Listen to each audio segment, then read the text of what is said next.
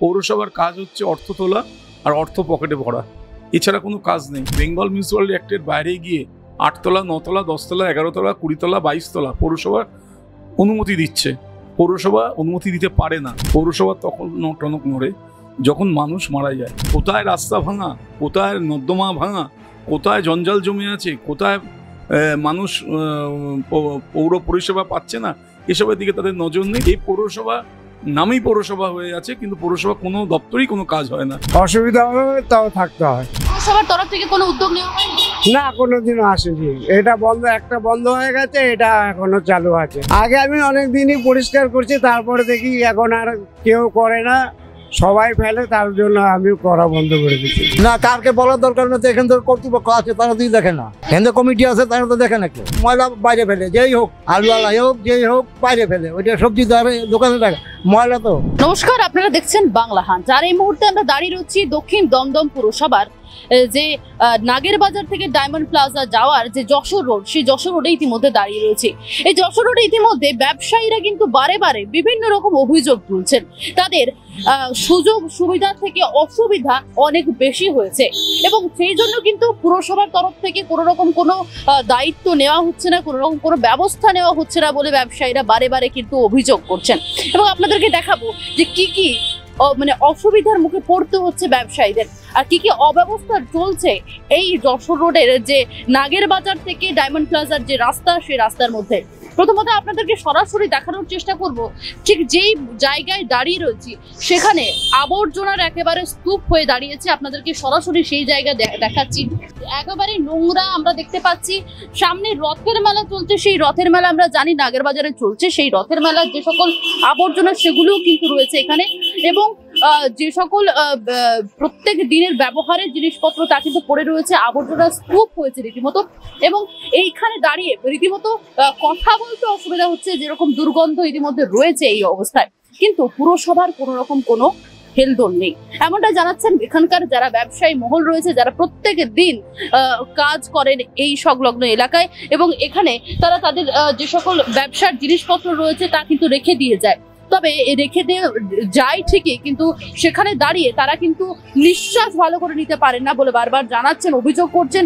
মাছি ভনভন করছে প্রত্যেকটি জায়গায়, সামনে খাবার দোকান থেকে শুরু করে সবজি প্রত্যেকটি জিনিসের উপর পড়ছে। ব্যবসায়ীরা সরাসরি অভিযোগ করছে, কিন্তু তারপরেও পুরসভার কোনো রকম কোনো হেলদোল নেই। শুধুমাত্র আবর্জনায় নয়, এই রাস্তার মধ্যে ভুরি ভুরি অভিযোগ রয়েছে। যেমনটা একদিকে রয়েছে নর্দমার মধ্যে জল জমে রয়েছে এবং সেই জমা জল আমরা জানি দমদমে বারে বারে কিন্তু বর্ষাকালে ডেঙ্গির প্রভাব পড়ে এবং তার জেরে রাস্তার মধ্যে পড়ে রয়েছে জল এবং তার মধ্যে রয়েছে আবর্জনা, কিন্তু প্রশাসনের কোনো হেলদোল নেই বলছেন স্থানীয় ব্যবসায়ীরা। এবং তারই মধ্যে আরো একটি অভিযোগ খুব ভালোভাবে নজর করা যাচ্ছে বা অভিযোগ আসছে উঠে, যেখানে আমরা দেখতে পাচ্ছি বৈদ্যুতিক তার একেবারে ঝুলে রয়েছে রাস্তার মধ্য দিয়ে এবং সেখানে কিন্তু ঝুলে বিপজ্জনক ঘটনা ঘটতে পারে। কারণ কয়েক বছর আগে আমরা দেখেছি দুইজনও কিন্তু বিদ্যুৎস্পৃষ্ট হয়ে মৃত্যু হয়েছে, বা গত বছরও আমরা ঘটনা দেখেছিলাম যে বৃষ্টির জন্য বিদ্যুৎস্পৃষ্ট হয়ে মৃত্যু হয়েছে বেশ কয়েকজন মানুষের। কিন্তু তারপরেও পুরসভা থেকে শুরু করে প্রশাসন যারা রয়েছেন তারা কিন্তু নজর এড়িয়ে যাচ্ছেন। এই বিষয়ে বিস্তারিত কি বলছেন ব্যবসায়ীরা, স্থানীয় ব্যবসায়ীরা কি বলছেন, তাদের মুখ থেকে সরাসরি শুনে নেব। দাদা, এই যে এত নোংরা পড়ে রয়েছে ডায়মন্ড প্লাজার সামনে, নাগের বাজার থেকে ডায়মন্ড প্লাজা যাওয়ার যে রাস্তা, এটা কতদিন ধরে পড়ে রয়েছে? 7-8 মাস 9 মাস ধরে পড়ে আছে। না, কোনোদিনও আসে না। কাজ করে না? না, আমরা মাঝে টাঝে করি, এটাই পড়েই থাকে। পাড়ার ছেলে পেলেও ফেলে, ভোরবেলা ফেলে যায়, কেউ কিছু বলে না। তারা করে না, তারা রাখ ওই রোডে যেটা আছে ওইটা করে, ওই ওখানে আছে 2 জায়গায় করে। আমরা দোকানদার। হ্যাঁ হ্যাঁ, তাতেও আমাদের বন্ধ হয়। হ্যাঁ, খুবই অসুবিধা হয়। তাও কি করব, ফুটপাতেও যা করতে হয় করণীয়, তাই অসুবিধা হবে, তাও থাকতে হয়। পুরসভার তরফ থেকে কোনো উদ্যোগ নেওয়া হয়নি? না, কোনোদিনও আসেনি। এটা বন্ধ, একটা বন্ধ হয়ে গেছে, এটা এখনো চালু আছে। আগে আমি অনেক দিনই পরিষ্কার করছি, তারপরে দেখি এখন আর কেউ করে না, সবাই ফেলে, তার জন্য আমি করা বন্ধ করে দিচ্ছি।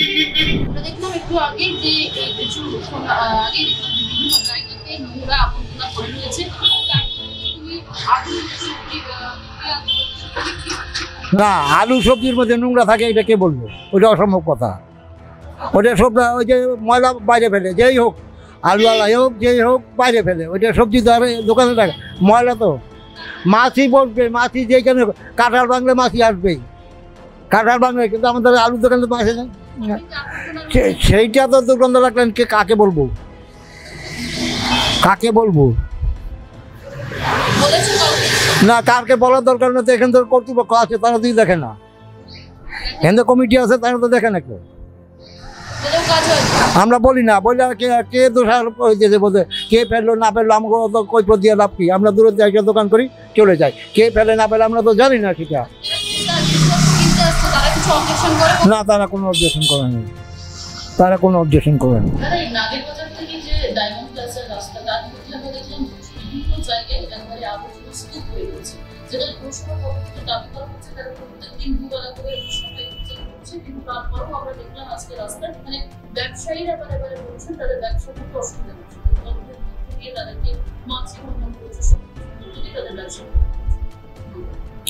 দক্ষিণ দমদম পৌরসভা আমরা যখন দায়িত্বে ছিলাম, আমি যখন এই পৌরসভার পূর্ত দপ্তরের দায়িত্বে ছিলাম, তখন থেকেই আমাদের একটা প্রচেষ্টা ছিল যে এই নাগেরবাজার থেকে শুরু করে শেলিহল অবধি যে রাস্তার দুধারে হকাররা বসে, তাদের একটা সুশৃঙ্খলভাবে তাদের বসা এবং মানুষ যাতে হাঁটতে পারে তার পথ তৈরি করে দেওয়া, এবং তার সঙ্গে সঙ্গে এই যে বাজারগুলো, সবজি বাজার, কাঁচা বাজারগুলো বসে, সেগুলো আমাদের একটা পরিকল্পনা ছিল যে সেগুলো সুশৃঙ্খলভাবে সেগুলো প্রত্যেক দিন সকালবেলা, দুপুরবেলা, 3 বেলা এগুলো পরিষ্কার করতে হবে, তুলে নিয়ে যেতে হবে। এখন পৌরসভার কাজ হচ্ছে অর্থ তোলা আর অর্থ পকেটে ভরা, এছাড়া কোনো কাজ নেই। কোনো পৌরসভার একটাই ইনকাম, সেটা হচ্ছে কত তলা বাড়ি দেওয়া যায়। বেঙ্গল মিউনিসিপ্যালিটি অ্যাক্টের বাইরে গিয়ে 8 তলা, 9 তলা, 10 তলা, 11 তলা, 20 তলা, 22 তলা পৌরসভা অনুমতি দিচ্ছে।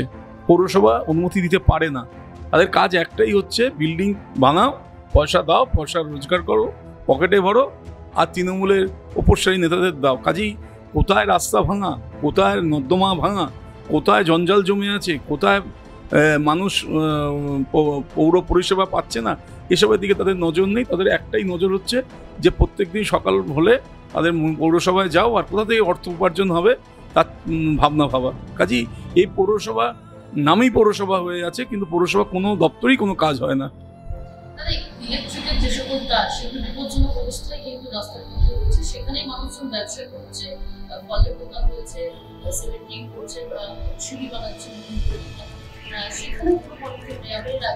বর্ষাকালে বিভিন্ন রকম ভাবে বিদ্যুৎ স্পৃষ্ট মানুষ মারা গেছে, তারপরে এই অবস্থা বর্ষাকালে চলছে। 2019 সালে আরেনগো রোডে বিদ্যুৎ পৃষ্ঠ হয়ে একটা বাচ্চা ছেলে মারা গেছিল। সরকারের তখন টনক নড়ে, পৌরসভার তখন টনক নড়ে যখন মানুষ মারা যায়। সেই সময় হই হই হয়েছিল। তখন বলা হয়েছিল যে সমস্ত ল্যাম্পপোস্টে খোলা অবস্থায় তাদের তারগুলো আছে, সেগুলো একটা আটকে দেওয়া হবে, এবং খোলা কোথাও খোলাভাবে তার থাকবে না। কিন্তু সর্বত্র দেখা যাচ্ছে কোনো বিকার নেই, কোনো ভাবনা নেই। মানুষ যখন মারা যায়, মানুষ যখন আহত হয়, তখন পৌরসভার দৌড়াদৌড়ি হয়, সরকারের দৌড়াদৌড়ি হয়। আসল সারা বছর যে কাজ করতে হবে সেভাবে ভাবনা তাদের নেই। আমরা এই মুহূর্তে দাঁড়িয়ে রয়েছি দক্ষিণ দমদম পৌরসভার ঠিক বাইরে।